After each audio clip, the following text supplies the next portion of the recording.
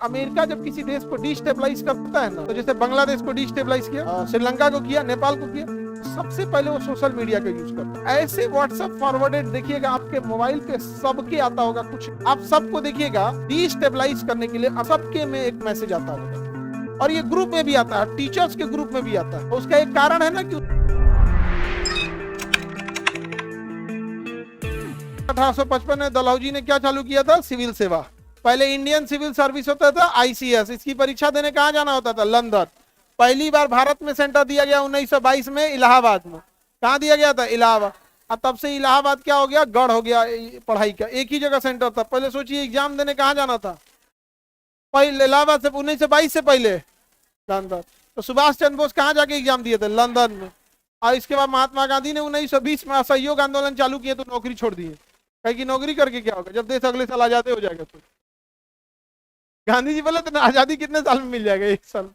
Subhash Chandra Bose motivate होकर नौकरी छोड़ दिए। क्या ये आईएएस की नौकरी ना करेंगे, छोड़ दिए यार। अक्सर गांधी जी असहयोग आंदोलन बंद कर दिए। तो कहिए हमारा हम कहाँ जाए, वो नहीं समझे। सुभाष चंद्र बोस बीच में अटक गए। हालांकि गांधी और सुभाष चंद्र बोस में कभी किसी टाइप का झगड़ा नहीं था। इवन महात्मा गांधी को राष्ट्रपिता किसने कहा था? सुभाष चंद्र बोस। किसने बोला था? सुभाष चंद्र बोस। अब महात्मा किसने कहा था? रविन्द्रनाथ टैगोर। अब इतने महान लोगों ने उपाधि दी है कि वरना ना अगर कोई नॉर्मल आदमी उपाधि देता ना, लोग उनको महात्मा कहना छोड़ देते। तो क्योंकि गांधी के प्रति एक समाज का एक तबका पता नहीं क्यों नफरत भरा हुआ है उसके अंदर। तो उसका एक कारण है ना कि उसको व्हाट्सएप पे इतिहास भेजा गया। आप सबको देखिएगा डिस्टेबलाइज करने के लिए अमेरिका जब किसी देश को डिस्टेबलाइज करता है ना, तो जैसे बांग्लादेश को डिस्टेबलाइज किया, श्रीलंका को किया, नेपाल को किया, तो सबसे पहले वो सोशल मीडिया का यूज करता है। तो ऐसे व्हाट्सएप फॉरवर्डेड देखिएगा आपके मोबाइल पे सबके आता होगा कुछ अजीब सा, जिसमें धार्मिक उन्माद या जातिगत उन्माद या राजनीतिक विचार से प्रेरित आप सबके में एक मैसेज आता होगा।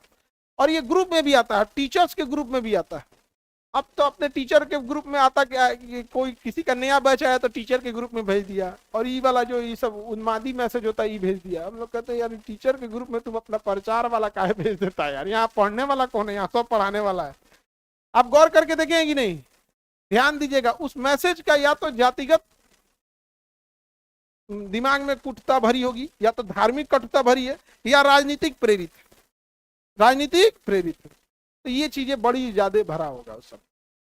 तो आप ऐसे मैसेजों को ब्लॉक मार दीजिएगा, और अमूमन ये लोग ग्रुप में करेगा। समझ में आएगा कि नहीं आएगा?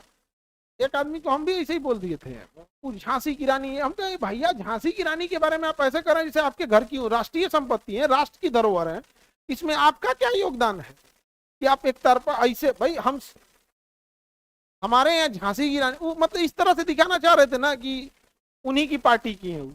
वो पार्टी की नहीं है, राष्ट्रीय धरोहर है। कि आप ऐसे दिखा रहे हैं जैसे लग रहा है आपके घर के हैं।